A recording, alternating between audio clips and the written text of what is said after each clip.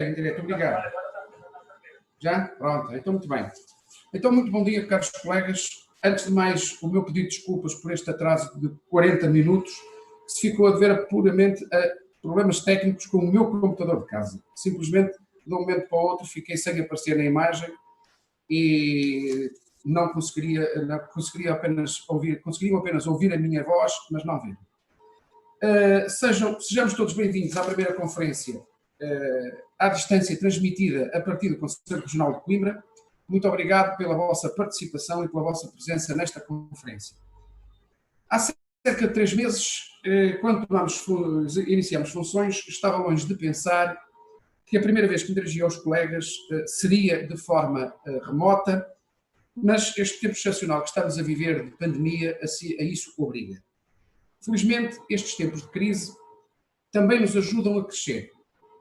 Este tempo excepcional tem sido para os conselhos regionais um tempo de crescimento, pois tem permitido que os conselhos regionais, conjuntamente, se tenham apercebido que podem fazer muito mais pela advocacia e pelos advogados.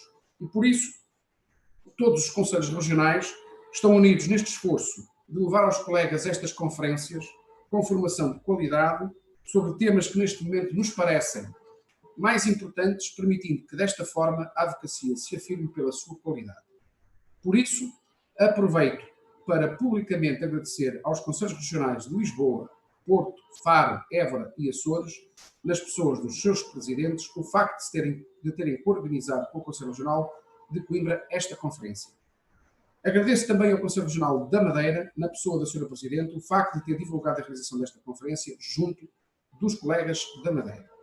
Hoje, a nossa conferência irá tratar o tema o regime excepcional de flexibilização da execução das penas e das medidas de graça, instituído pela Lei nº 9 de 2020, de 10 de abril, para dar resposta à situação vivida nos nossos sublotados estabelecimentos prisionais durante esta fase de pandemia da doença Covid-19.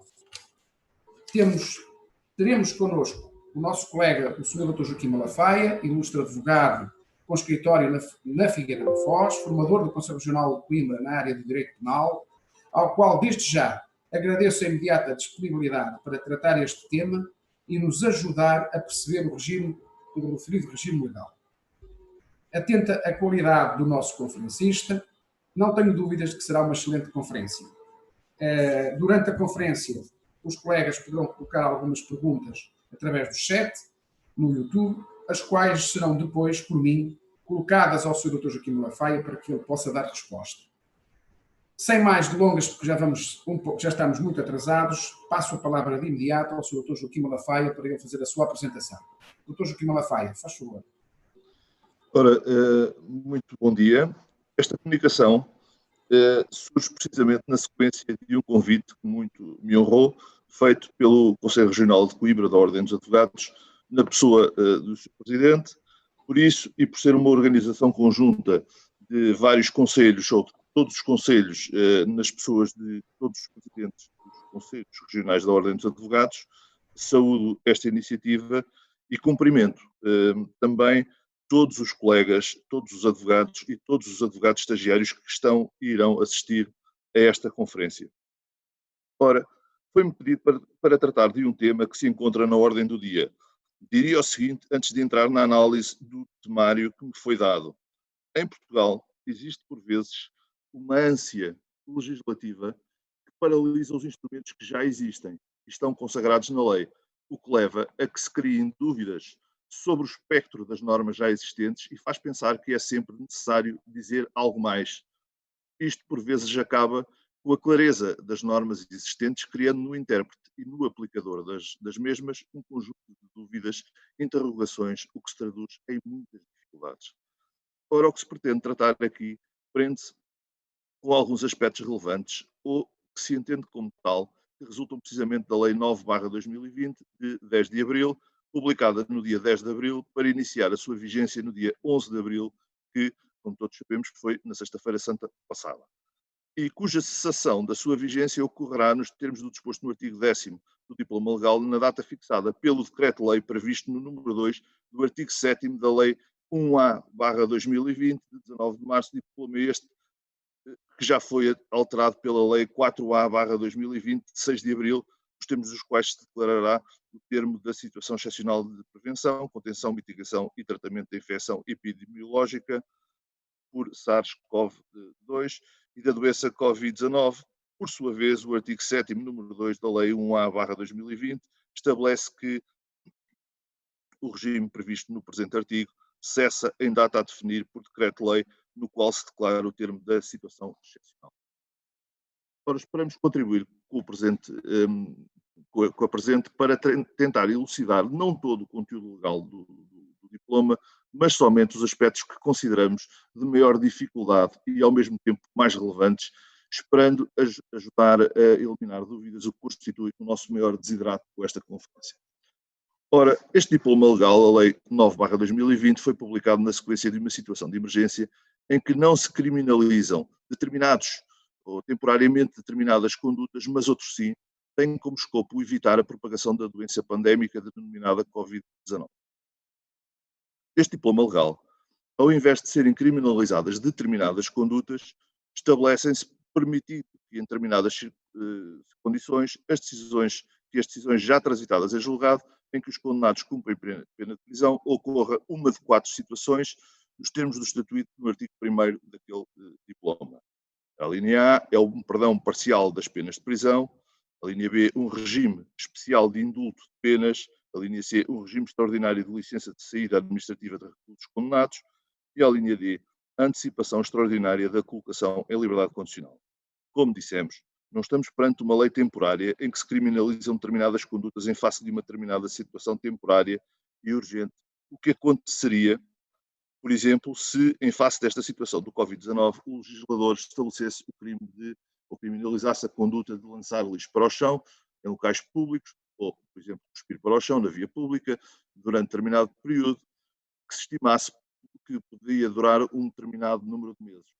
6, mas onde se estabelecem medidas tendo como objetivo evitar a disseminação em ambiente prisional desta doença e em si mesmo, que em si mesmo é contagiosíssima. Ora, isto demonstra que o sistema prisional e a execução das penas tem que ser alvo de uma profunda reforma, com um investimento forte e real na ressocialização.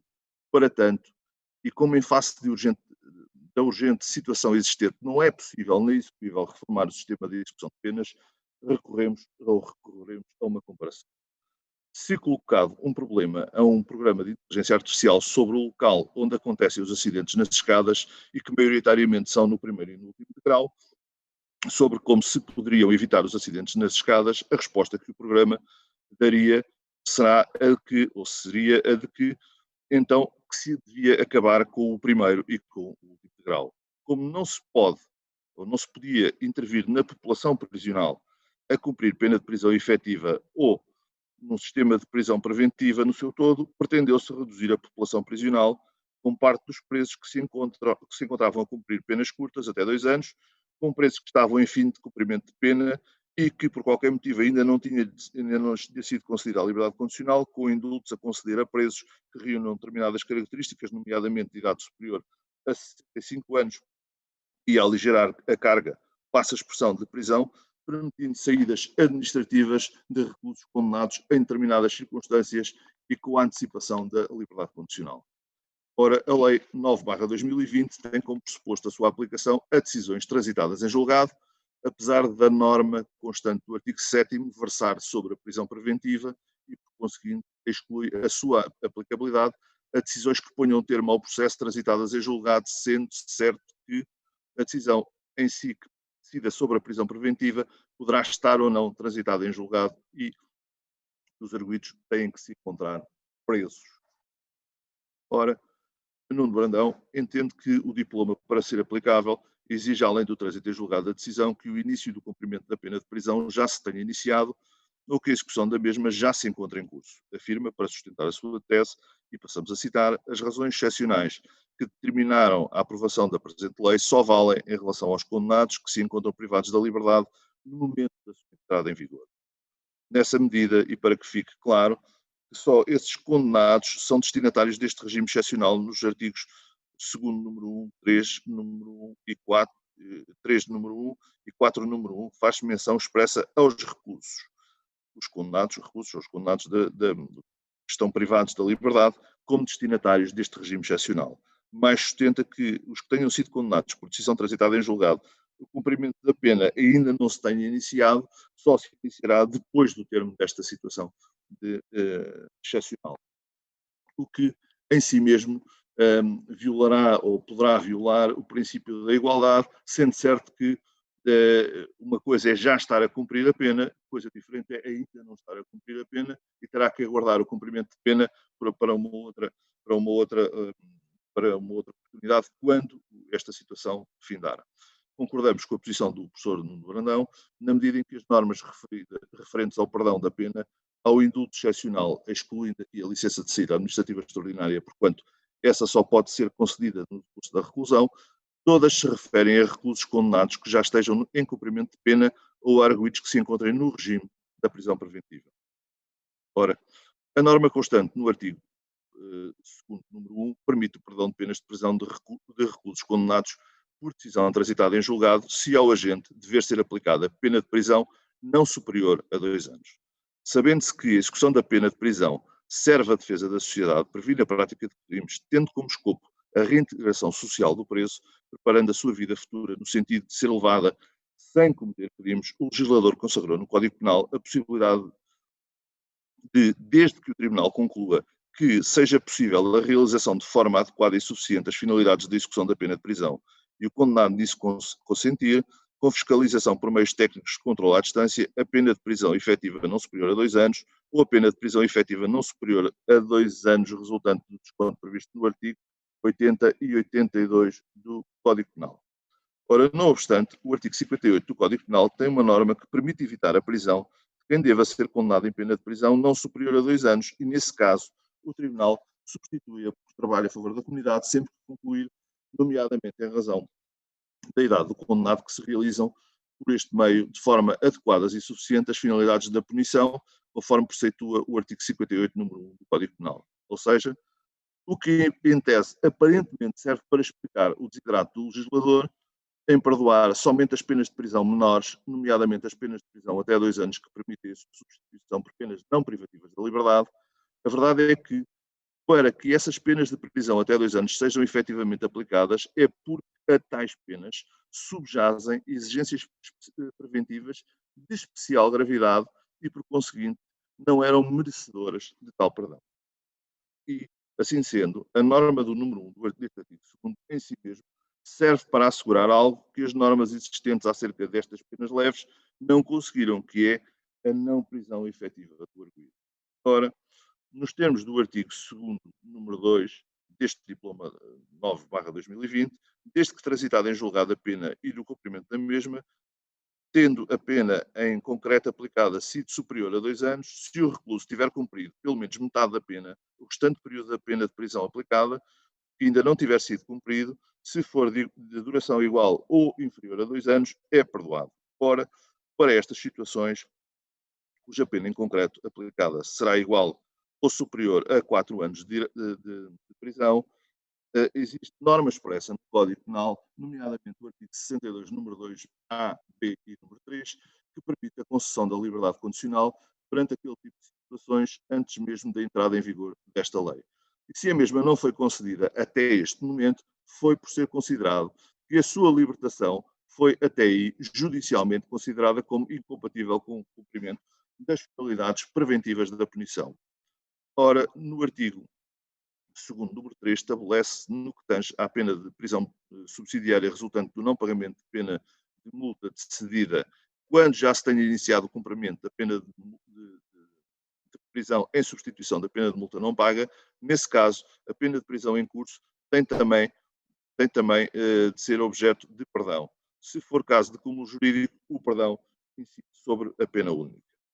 Ora, o número 6 do artigo 2º estabelece o catálogo dos crimes dos reclusos que não podem beneficiar do perdão, ainda que condenados pela prática de outros crimes que tenham sido condenados pela prática de crimes que constam da norma do artigo 2, número 6. Ora, da reunião das normas jurídicas existentes e que regulam a vida em sociedade, como tem de ser uma harmonia, como que se de um buquê se tratasse, de modo que permita uma vida em sociedade de modo organizado, respeitador e são.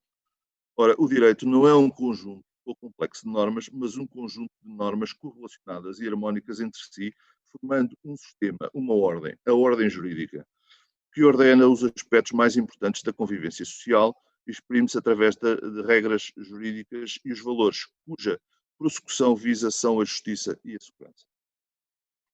Ora, o direito só pode ser compreendido e aplicado de forma correta e justa se for conhecido e sabido todo o sistema jurídico. Daí que se estabeleça no artigo 9º do Código Civil que, na interpretação da lei, há que sempre contar com a unidade do sistema jurídico. O sistema jurídico é composto por um conjunto de princípios e normas jurídicas que determina que não só ele pode comportar princípios e regras contraditórias, mas também que os princípios e as regras têm de ser consistentes com os princípios e as regras que constituem as suas fontes de produção. Ora, isto significa que este sistema não pode permitir quaisquer conflitos entre os seus elementos ou que ele tem de comportar os meios necessários para afastar os princípios e as regras incompatíveis com outros princípios ou regras. Pode assim concluir-se que o sistema jurídico é constituído a partir de certos princípios formais. Dele mesmo também decorre um importante princípio jurídico. Trata-se do princípio da consistência, ou seja, do princípio segundo o qual o sistema não pode comportar elementos inconsistentes entre si e não pode admitir elementos que não se baseiem em outros elementos do sistema. O princípio da unidade da ordem jurídica, como resulta do próprio nome, exige que haja uma tal harmonia entre as normas, de forma a que, da sua totalidade ou do seu conjunto, do qual resulta a ordem jurídica, constitua uma unidade, de modo a que não se verifiquem contradições entre as normas.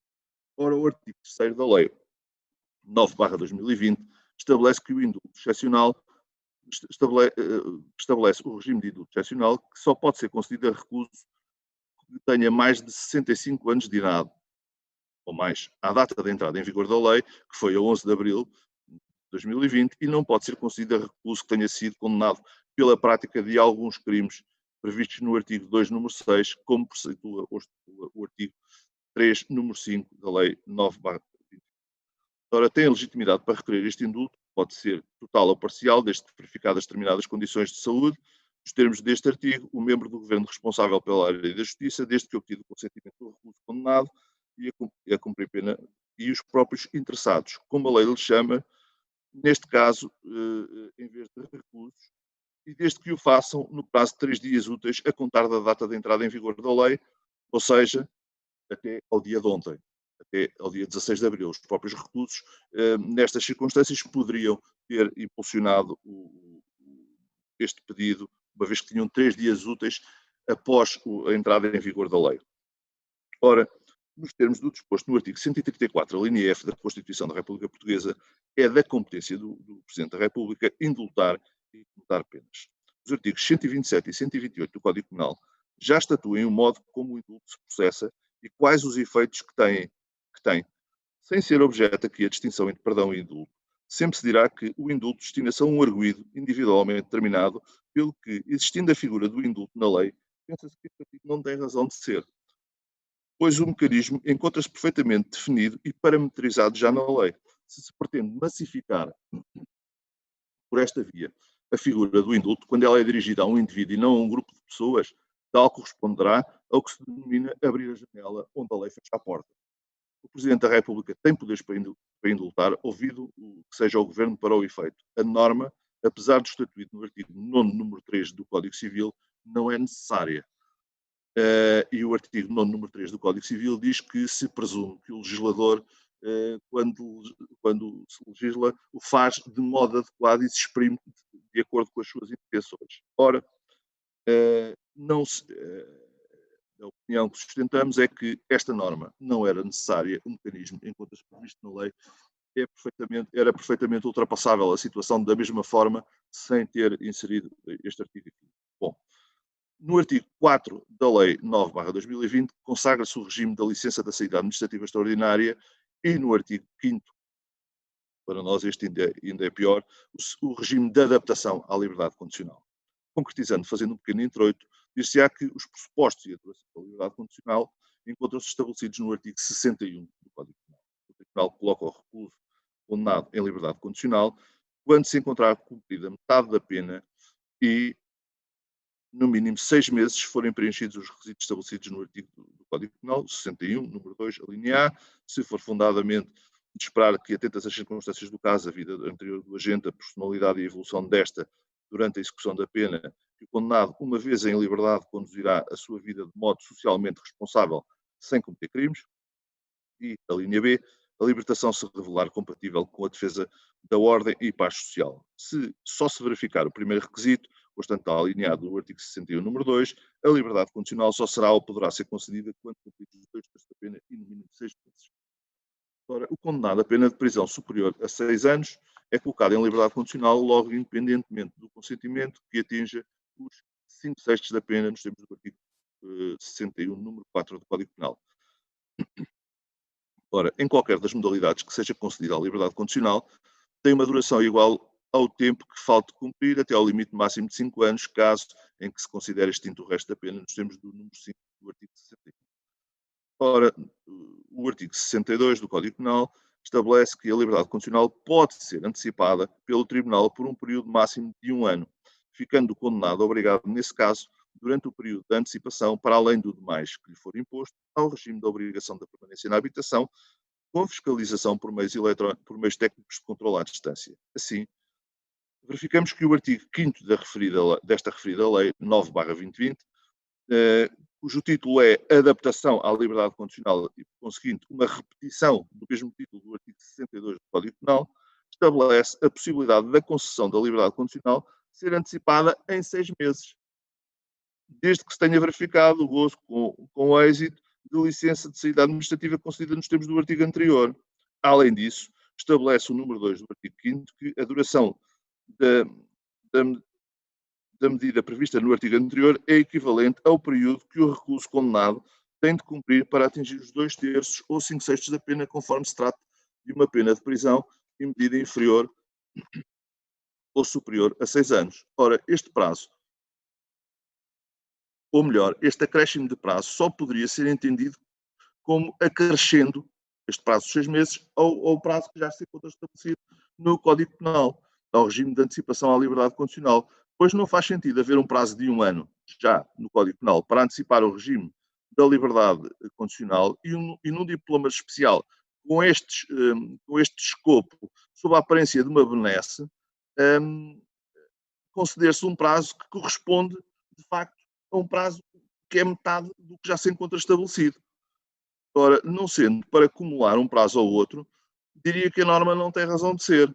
E como temos que presumir que o legislador consagrou as soluções mais acertadas e soube exprimir o seu pensamento em termos adequados nos termos dispostos no artigo 9º, número 3 do Código Civil, ao conceder mais este prazo, o legislador só quis ou pode ter querido acrescentar um ao outro para haver mais prazo.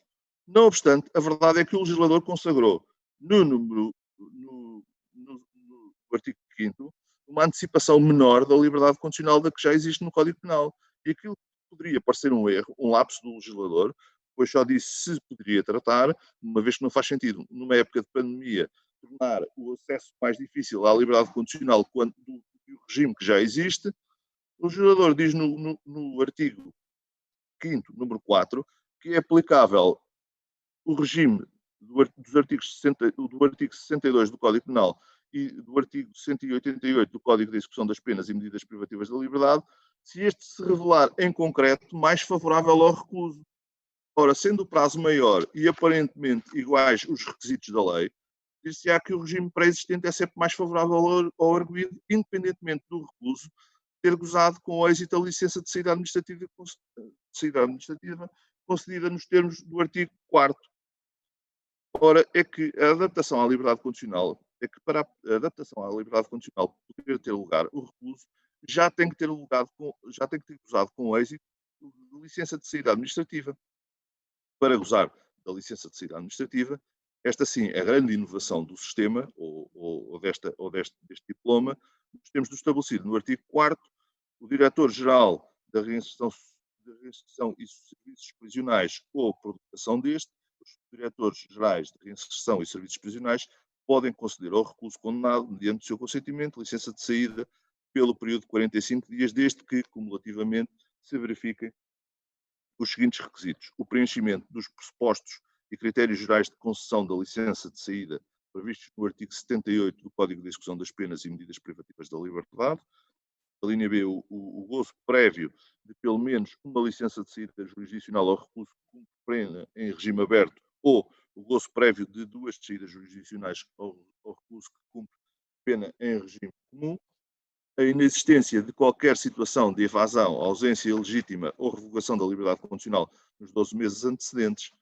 Ora, como foi dito, ou como já foi dito, o regime especial da flexibilização da execução das penas e das medidas de graça no âmbito da pandemia da doença Covid-19, para ser aplicável, exige, além do trânsito em julgado da decisão, que o início do cumprimento da pena de prisão já se tenha iniciado ou que a execução da mesma já se encontre em curso. Para poder ser concedido neste período licença de saída administrativa extraordinária, que, como já vimos, funciona como requisito para depois poder ser antecipada a liberdade condicional, o que não acontece no artigo 62 do Código Penal, é necessário que o recluso que cumpre pena em regime aberto tenha gozado previamente uma saída jurisdicional, ou o recluso que cumpre pena em regime comum tenha gozado previamente de 2 saídas jurisdicionais. Para que se possa gozar uma saída jurisdicional, exige-se o cumprimento de 1/6 da pena e no mínimo de 6 meses, tratando-se de pena de prisão superior, não superior a 5 anos, e 1/4 de pena se tratar de uma pena de prisão superior a 5 anos. Ou seja, para quem tem até à data de entrada em vigor, 9/20/2020, para quem até à data de entrada em vigor desta lei, ainda tivesse cumprido, ainda que tivesse sido condenado numa pena curta, não tão curta como as penas perdoadas, mas numa pena inferior, por exemplo, a 5 anos de prisão, ou seja, imagine-se numa pena de 4 anos de prisão efetiva e tivesse já iniciado o seu cumprimento ainda antes da publicação e quase entrada de imediato em vigor da Lei 9/2020, que não possa beneficiar do indulto do crime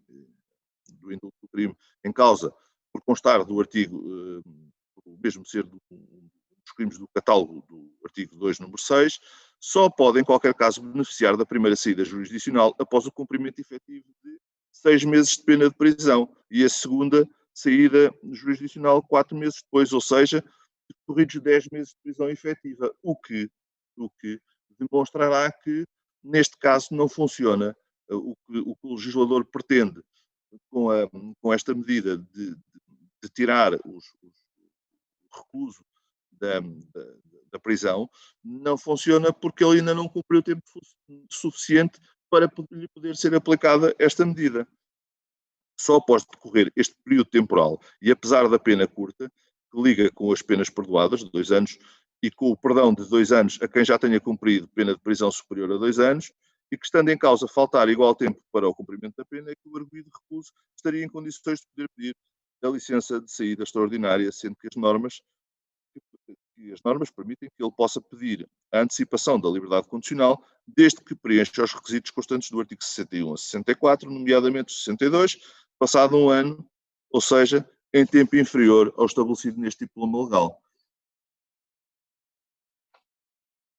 De qualquer forma, na licença de saída administrativa, esta sim, a medida inovadora e desenhada de forma a poder assegurar a saúde, quer do preso, quer da comunidade prisional, consagra este diploma nos termos no número 2 e 3 do artigo 4, que recaem sobre o condenado os deveres de permanecer na habitação e de aceitar a vigilância dos serviços de reinserção social e dos elementos dos órgãos de polícia criminal territorialmente competentes, cumprindo as suas orientações e respondendo aos contactos periódicos que com ele vierem a estabelecer, nomeadamente por via telefónica, podendo a licença ser renovada por mais que uma vez e por períodos até 45 dias, por decisão do Diretor-Geral da Reinserção e Serviços Prisionais, em função da conduta assumida pelo recluso e do contexto sanitário decorrente da doença Covid-19.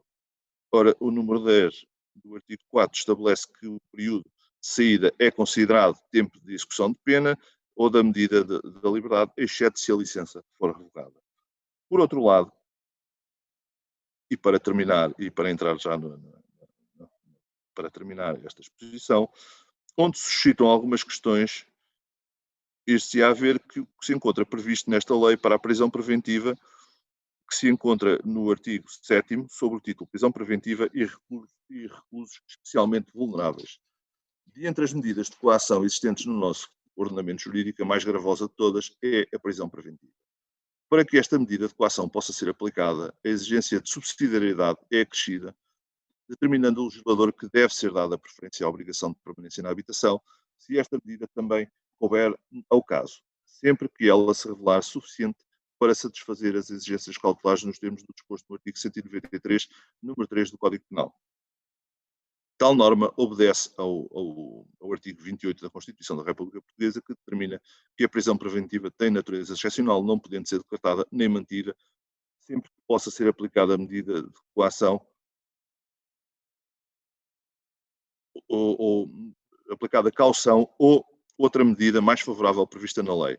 Só se pode aplicar a prisão preventiva depois de percorrido o caminho que afasta todas as outras por inadequação ou insuficiência face às exigências processuais de natureza cautelar que se façam sentir no caso. A aplicação das medidas de coação tem de obedecer a um conjunto de princípios, nomeadamente da legalidade. Só podem ser aplicadas as medidas de coação que se encontram previstas nas leis dos termos disposto no artigo 61, número 3D, 191, número 1 do Código de Processo Penal, em obediência, de resto, ao disposto no artigo 18, número 2 e 3 da Constituição da República Portuguesa, da necessidade, uma vez que os termos do disposto nos artigos 191, número 1 e 3 do Código de Processo Penal, a liberdade das pessoas só pode ser parcial ou plenamente limitada por força de exigências de natureza cautelar, tendo como bitola a proporcionalidade entre as exigências processuais a nível cautelar, sempre que se verifique, no caso concreto, algum dos itens previstos no artigo 204 do Código de Processo Penal. Tem de se distinguir as exigências de natureza cautelar e que, por isso, de algum modo, permitem que se coarte a liberdade a alguém que se presume inocente, e as exigências da punição, que são aquelas que determinam e legitimam a condenação em pena de alguém que é culpado. De adequação, nós temos o artigo 193, número 1 do Código de Processo Penal, no sentido em que as medidas de coação a aplicar têm de ser adequadas às exigências cautelares que se impõem a aplicar, sendo que, ao mesmo tempo que se dá expressão ao princípio da proporcionalidade em sentido amplo, constitui um critério de escolha de determinada medida entre as legalmente previstas, artigos 193, número 2, 201, número 1, 202, número 1, todos do Código de Processo Penal. Da proporcionalidade, artigo 193, número 1, onde se estabelece que a medida de coação deve ser proporcional à gravidade do crime e à sanção no juízo antecipado de prognose, estabeleça como previsivelmente possível de vir a ser aplicado, o que decorre também a obediência desta norma ao estabelecido no artigo 27, número 3 da Constituição da República Portuguesa, quando reserva a prisão preventiva para os casos em que haja fortes indícios do crime doloso, a que corresponde a pena de prisão de máximo superior a 3 anos. Da subsidiariedade das medidas de coação mais gravosa, que são a obrigação de permanência na habitação e a prisão preventiva, que só podem ser aplicadas quando as outras medidas de coação se revelarem, mediante tudo o que estiver apurado no caso, insuficientes ou inadequadas, conforme preceptuam os artigos 193, número 2, 201, número 2, 202, número 2 do Código de Processo Penal. Expressa-se o princípio político-criminal da privação da liberdade como última ratio da política criminal, bem como a preferência da legal quanto à obrigação da permanência na habitação da precariedade, nos termos dos quais as medidas de coação são sempre revogadas desde que se verifique que já não se justifica a aplicação e substituição por outra menos grave. Ora, o artigo 7º da Lei 9/2020 estabelece, no seu número 1, que o juiz deve proceder ao reexame dos pressupostos da prisão preventiva, independentemente do decurso dos 3 meses, referidos no artigo 213 do Código de Processo Penal, sobretudo quando os arguidos estiverem em alguma das situações descritas no artigo 3, número 1, de modo a reponderar a necessidade da medida, avaliando nomeadamente a efetiva subsistência dos requisitos gerais previstos no artigo 204 daquele Código. E o número 2, nos termos do artigo 193 do Código de Processo Penal, a prisão preventiva só pode ser aplicada quando se revelarem manifestamente inadequadas ou insuficientes as outras medidas de coação. Ora, este artigo nada traz de novo ao que já encontra estabelecido no nosso Código de Processo Penal, com exceção de obrigar o juiz a reavaliar a situação da prisão preventiva, independentemente dos prazos previstos na lei, mas o regime, tal como existe, já se desenrola desse modo. O que parece triste deste número 1 deste artigo é que o legislador pretendeu que para o grupo de pessoas que sejam insuscetíveis de serem indultados ou cujas penas não possam ser perdoadas por força da inexistência de caso julgado e do início do cumprimento da pena, ou do regime da prisão preventiva, que se encontrem no regime da prisão preventiva, que independentemente dos crimes pelos quais foi determinada a prisão preventiva, no qual não se incluem os crimes do catálogo do artigo 2, número 6, desde que a situação do preso preventivamente o justifique pela sua idade superior a 65 anos e que seja portador de doença física ou psíquica ou de um grau de autonomia incompatível com a permanência em meio prisional no contexto de pandemia, que nesse caso, por força do artigo 7º, número 1 e 3, número 1 e 3, número 1, deverá ser ponderada a necessidade da medida da prisão preventiva. É a única, é a única, é a única, é a única coisa que acrescenta, porque de facto todo este regime já se encontra previsto no nosso Código de Processo Penal. E depois, o legislador, nesta ânsia, às vezes, de consagrar determinadas medidas, vem dizer, no número 2 do artigo 7º, uma norma, vai estabelecer uma norma que diz, bom, a prisão preventiva só se pode aplicar mesmo em determinados casos e, portanto, vejam se é de manter a prisão preventiva, isto é, no fundo o que se diz aqui é, vejam se ela foi bem aplicada ou não. Porque o sentido que este número 2 do artigo 7º tem é, vejam se a prisão preventiva foi ou não bem aplicada, mas temos que ter confiança no sistema que temos e não podemos estar a inserir normas que lhe possam abrir brechas. Então, vai-se ver se a prisão preventiva foi ou não bem aplicada. Para isso já existem os meios normais e o juiz pode a todo tempo alterá-la. Ora, aqui chegados, subscrevemos a posição de Nuno Brandão quando afirma que a iniciativa legislativa para calcular os riscos de propagação deve ser louvada. O modo como tal propósito foi concretizado não deixa, porém, de suscitar dúvidas. A boa medida e inovadora é a solução de libertação temporária, o que implica uma obrigação de permanência na habitação. Resta saber, isto acrescentando, porque não é o professor Nuno Brandão que o diz, que é preciso verificar se as condições da habitação, o número de habitantes que existem na habitação, e se a própria habitação tem condições para que este contágio, ou que evitar este contágio, possa ou não ocorrer. E com isto concluo a minha exposição.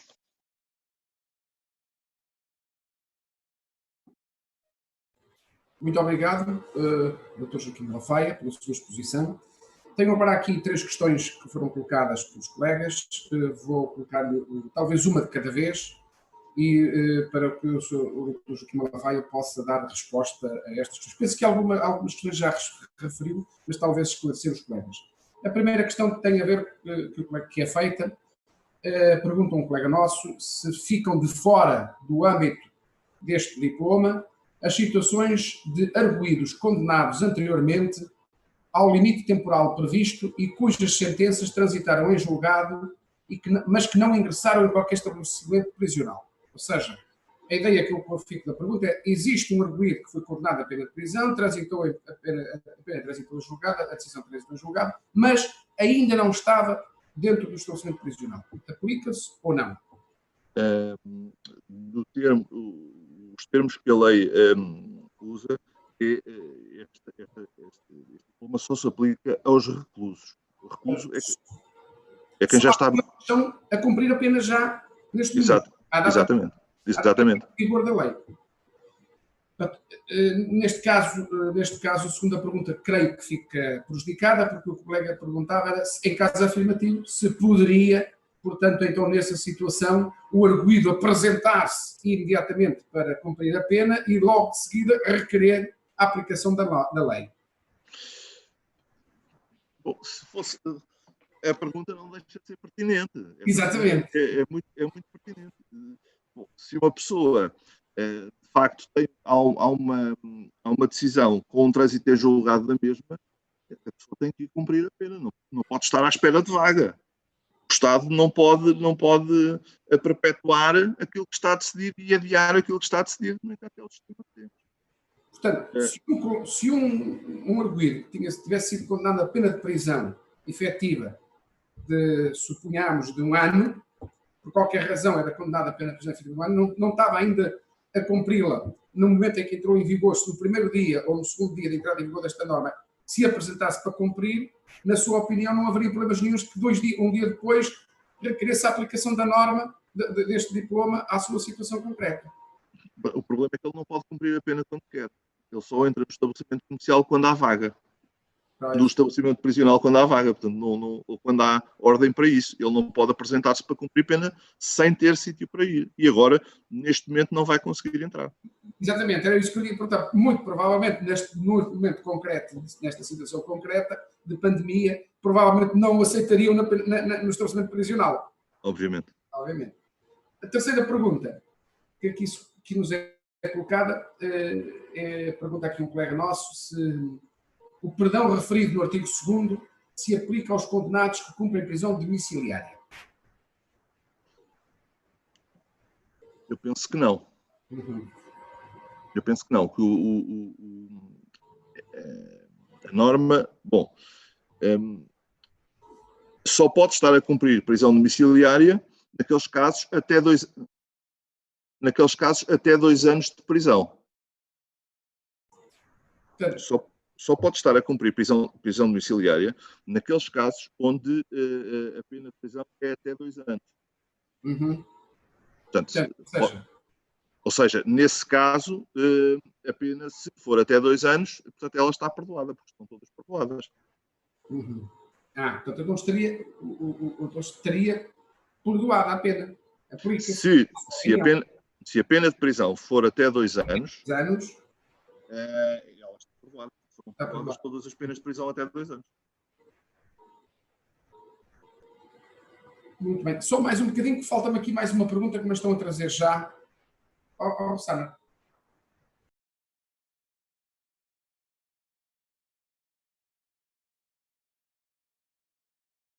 Eu não lhe posso fazer muitas perguntas porque eu, de facto, não trabalho nesta área. E, portanto, estou absolutamente fora. E, por isso mesmo, não consigo ser o melhor moderador para provocar mais perguntas. Mas estou à espera que me tragam mais uma ou duas perguntas que estão a sair aqui. Se não fossem os problemas técnicos dos meus computadores em casa, eu teria dois, um ao lado do outro, e estava eu a ver diretamente as perguntas que eram colocadas no chat. Mas não está a acontecer agora isso. Não estou aqui à espera.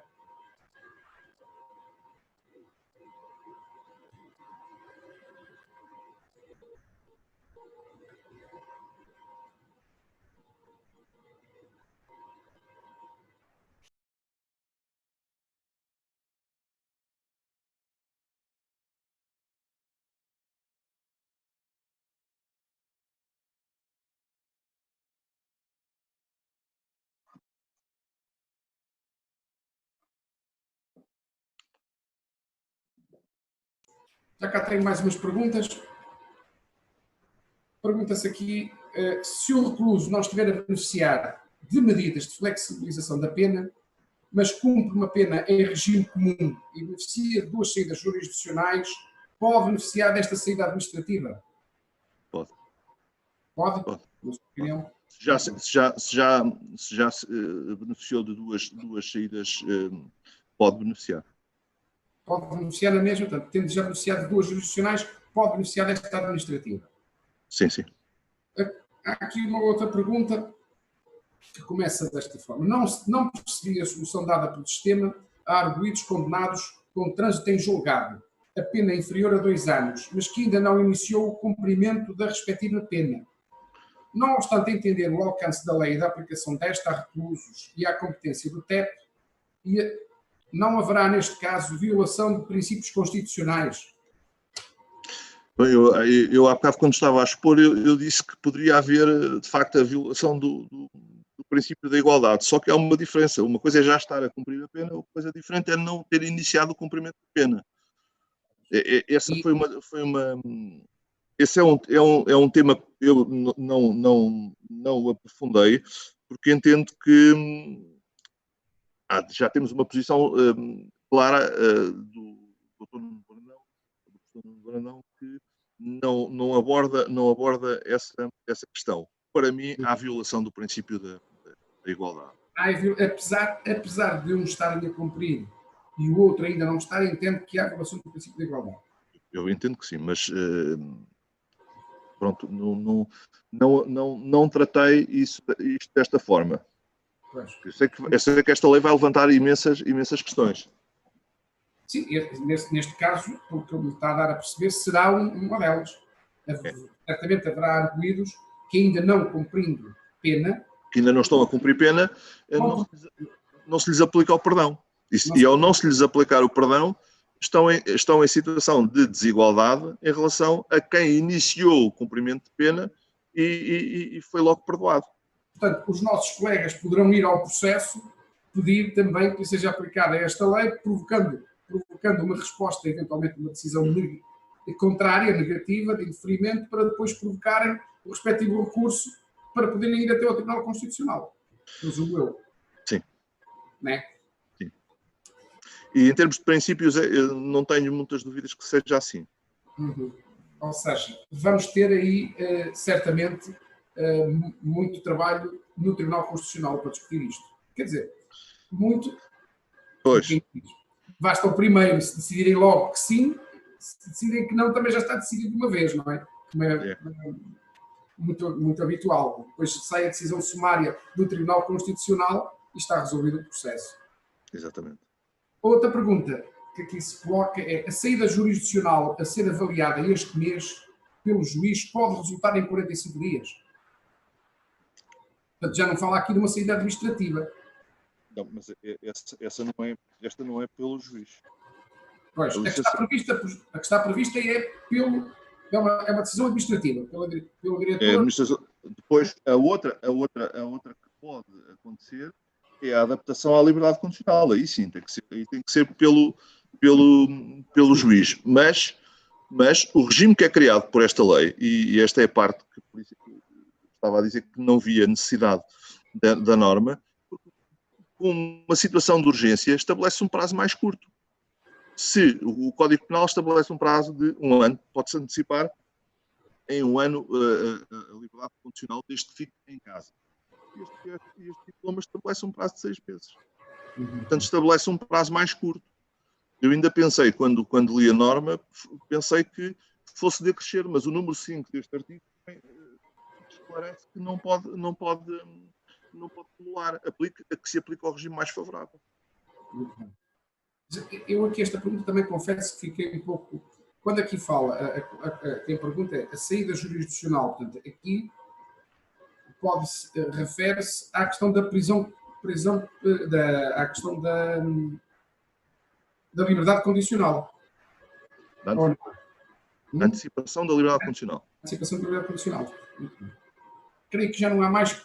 Creio que neste momento não há mais perguntas. Deixe-me só verificar, se faz favor.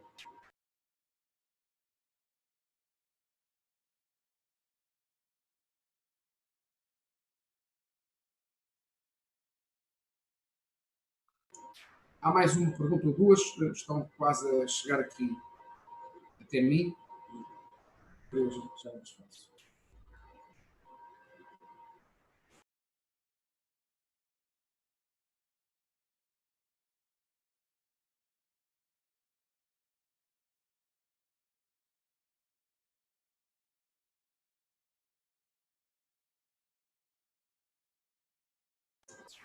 Ora bem, doutor Joaquim Malafaia, mais uma pergunta.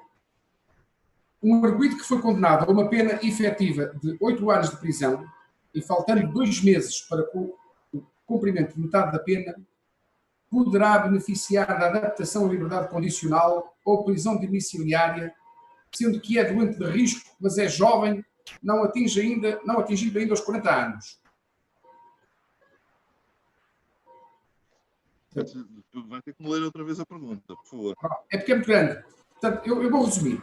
Um arguido está a cumprir, foi condenado a uma prisão efetiva de 8 anos, faltam 2 meses para cumprir metade da pena. 2 meses. Pode beneficiar ou não da adaptação à liberdade condicional ou à prisão domiciliária, sendo também que é doente de risco, mas não risco, mas com menos de 40 anos de idade. Não pode. Não pode. Não pode. Creio que já não há mais nenhuma questão apresentada por colegas. Deixe-me só verificar, confirmar.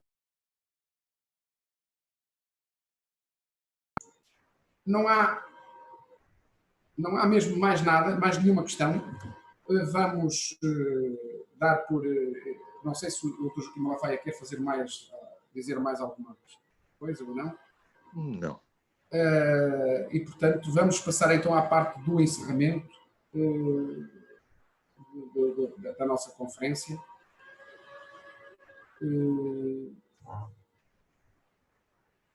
Estava só aqui à espera, mas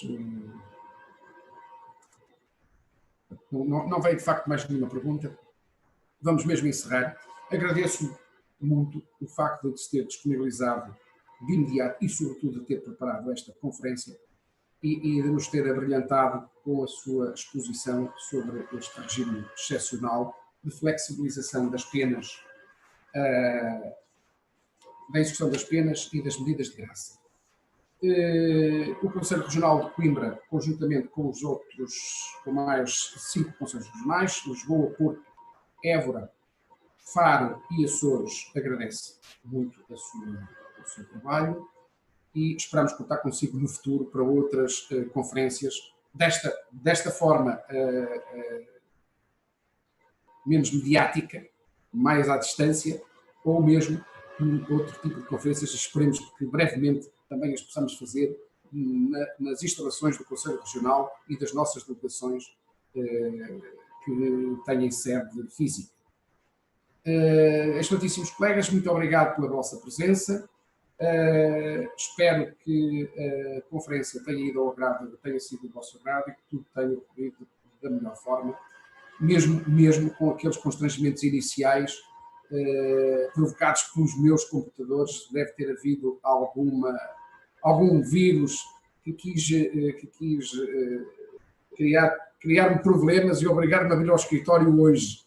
Eu estava em casa muito sossegado e tudo tem corrido bem nestas conferências e hoje, por azar, mandaram-me para o escritório. Dou aqui por encerrada a nossa conferência, sem antes disto perguntar ao Sr. Dr. Joaquim Malafaia se seria possível depois disponibilizarmos o texto de forma a podermos colocá-lo disponível para os colegas no futuro. Pode ser? Com certeza que sim. Eu, quando estava a ler, reparei que tem umas gralhas e tenho que corrigir. O Dr. Joaquim Malafaia depois corrige e envia-nos a versão final. Muito bem? Ok, com certeza. Bom, então, muito bom dia, muito obrigado pelo seu contributo. Bom dia a todos. Muito bom dia a todos também, muito obrigado pela vossa presença.